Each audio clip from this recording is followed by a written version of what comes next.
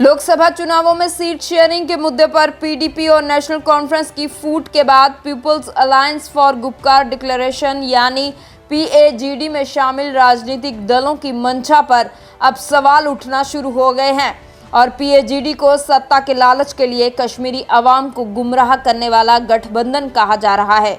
इसी पर आज पीपुल्स कॉन्फ्रेंस के अध्यक्ष सज्जाद लोन ने भी उमर अब्दुल्ला के बयान पर टिप्पणी करते हुए कहा कि पीएजीडी से बाहर होने का जो फैसला उन्होंने लिया था उसकी तस्दीक उमर अब्दुल्ला के बयान से हो गई है। मेरा फैसला सही था कि पीएजीडी में ये लोग कश्मीरी अवाम के हितों के लिए इकट्ठा नहीं हुए थे।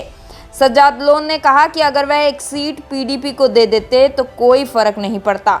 उमर के बयान पर पूछे सवाल का जवाब देते हुए सज्जाद लोन ने कहा कि उमर अब्दुल्ला जिस अहंकार से बात कर रहे हैं उन्हें ये पता होना चाहिए कि 15-16 लाख वोटों में से उन्हें केवल मात्र 40,000 वोट मिले हैं और ये कोई बड़ी बात नहीं है। सज्जाद लोन ने कहा कि नेशनल कॉन्फ्रेंस के लोकसभा में 3 सांसद हैं पर उन्होंने वहां कश्मीर के हालातों पर कभी सवाल नहीं पूछे।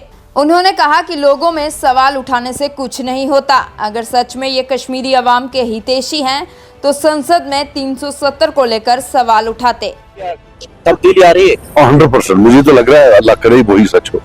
सदा साहब ने पहले भी कहा था कि पीएजीडी की नीयत साफ नहीं है, लेकिन आप वो झूठ फूट की शुरुआत हो रहा है, तो क्या कहें? देखिए, अल्लाह ताला का लाख करम है कि जल्द ही इलेक्शन से पहले ही जो मैंने डिसीजन लिया था उसकी तस्दीक कि वो एक सही डिसीजन था कि ये लोग वहां एटलीस्ट कश्मीरियों के लिए नहीं बैठे थे, ये लोग एटलीस्ट 370 के लिए नहीं बैठे थे। वरना आप ही मुझे बता दें क्या था अगर उमर साहब देते एक सीट, कौन सी बड़ी बात थी। और मैं मुफ्ती के उस गिले को जब उसने प्रेस कॉन्फ्रेंस उसमें बहुत गिले छिपे थे, उस पे आपका क्या टेक?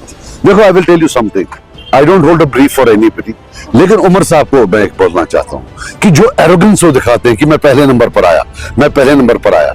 उमर साहब को पता होनी चाहिए कि 15 या 16 लाख वोट में से उसने 40,000 लिए हैं। वो भी कोई बड़ी तोप नहीं थी उमर साहब, उसने भी 40,000 वोट लिए हैं और शायद मैडम ने कोई 5,000 8,000 उसे कम लिए थे। तो जो एरोगेंस वो दिखा रहे हैं, तो मेरा दिल किया बोलने का, तो इसलिए बोल दिया कि उतनी बड़ी तोप वो भी नहीं है। वो उस इलेक्शन में जीते हैं जिसमें 95% लोगों ने बाइकआउट किया था, तो वो शर्म की बात है, उसमें कोई फख्र की बात नहीं। आपने भी कहा कि तकरीर में भी कुछ लोग सियासी पार्टियां जो कश्मीर की तबाही के लिए खास तौर से। बिल्कुल, मैं आपको देखिए, मेरी बात सुनिए, मुझे आप ये बताएं कि रोज वो बयान यहाँ देते 370 पर, उस पर, इस पर, लेकिन हमने 3 MP इनके भेजे थे वहां पार्लियामेंट, वहां क्यों नहीं बात करते? बात तो वहां करनी है। वहां जब हमने आरटीआई किया तो इन्हें तो सवाल ही नहीं पूछे हैं।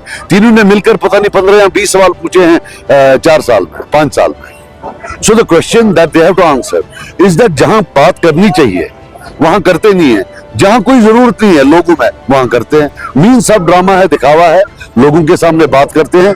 हिंदुस्तान के सबसे बड़े ऐवान में जहां मैटर करती है कोई बात, वहां ही चुप करके बैठे। आने वाला जो पार्लियामेंट इलेक्शन है, क्या आपको लग रहा है कि पीपुल्स कॉन्फ्रेंस एक शानदार जीत दर्ज करेगी? मुझे लगता है इंशाल्लाह, अल्लाह करे, वो पूरा लगता है और अल्लाह करे। और मैं आपको यकीन से कह सकता हूं कि एक मौका अगर मिले, वकालत क्या होती है वो पूरी कौम देखनी चाहिए। कौम को फख्र होगा, शर्मिंदगी नहीं होगी।